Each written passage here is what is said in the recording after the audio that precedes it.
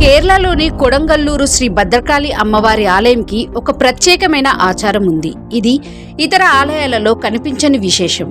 ఈ ఆచారం గురించి చాలా మంది ఆశ్చర్యపోతారు. ఇక్కడ జరిగే భరానీ ఉత్సవం సమయంలో భక్తులు ఆలయంలోకి వచ్చి అమ్మవారిని తిట్టుతూ పాటలు పాడుతారు. సాధారణంగా దేవతను స్తుతిస్తూ పాటలు పాడుతాం, కానీ ఇక్కడ మాత్రం భక్తులు అసభ్య పదజాలంతో కూడిన పాటలు పాడుతారు. దీనిని కోరం పాటు లేదా భరానీ పాటలు అంటారు.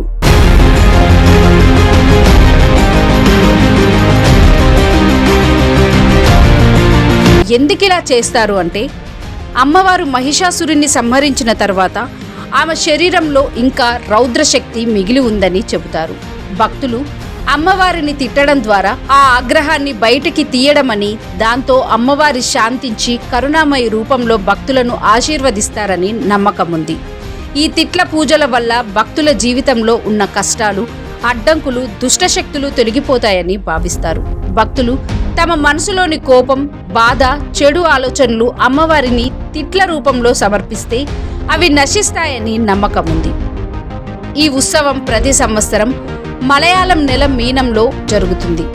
ఈ సమయంలో వేలాది మంది భక్తులు వస్తారు.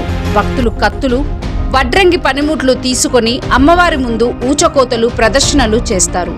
అమ్మవారిని తిట్లు పెట్టే పాటలు గట్టిగా ఆలపిస్తారు. చివర్లో అమ్మవారు శాంతిస్తారని, భక్తులపై కరుణ చూపిస్తారని నమ్మకం. ప్రపంచంలో ఇంకెక్కడా లేని పద్ధతి ఇది. ఇతర ఆలయాల్లో అసభ్య పదాలు మాట్లాడడం పాపంగా పరిగణిస్తారు, కానీ ఇక్కడ మాత్రం అది పూజా విధానంగా భావిస్తారు. ఈ ఆచారం కేరళలోని శక్తి ఆరాధనలో ప్రత్యేక స్థానాన్ని సంపాదించింది.